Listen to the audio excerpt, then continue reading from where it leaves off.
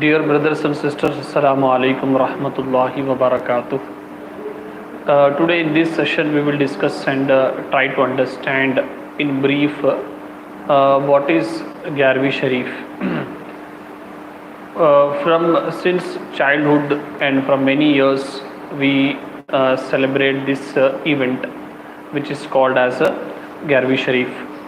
It is very closely linked with the great scholar, the great saint and the friend of Almighty Ghaus Azam Rahmatullah Alayh. In brief, we will try to understand the word Gyarvi Shareef. It has got different meanings, but basically it has a concept of Isale Sawab. Isale Sawab means it has got two words. One is Isal. Isal means transferring or shifting from one place to another place.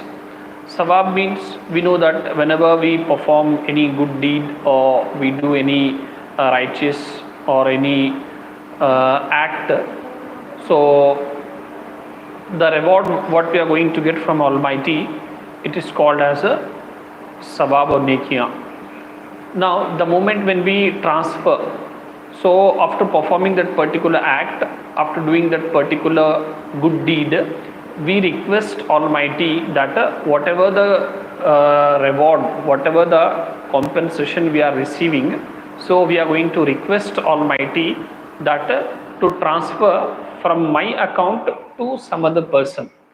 It is called as Isale Sawab. Now, the moment when I request, it is called as a Isale Sawab.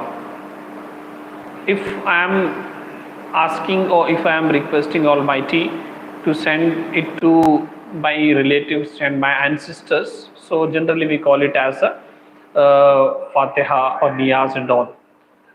The moment when we send these salutations or these good deeds to the greatly scholar or the saint person, then we have a different meanings. It is called as Urs, or sometimes it is also called as Gyarvi Shareef. Okay, so basically it has a concept of sending our good deeds or whatever the reward what we are going to receive from Almighty, we are going to shift, we are going to request Almighty to give that blessing to some other person also. Okay, and this is not a new or innovation, or this is not an act which is against the basic laws of Islam, but actually it has got a evidence and proof from the Islamic law.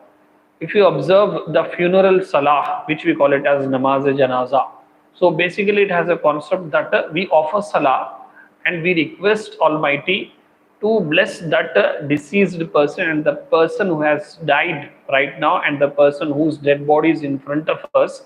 We request Almighty to give the deeds and the blessings of our act to that person. So this is nothing but Isale Sawab.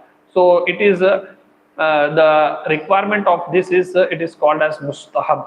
It is not fard, it is not obligatory or mandatory, it is optional.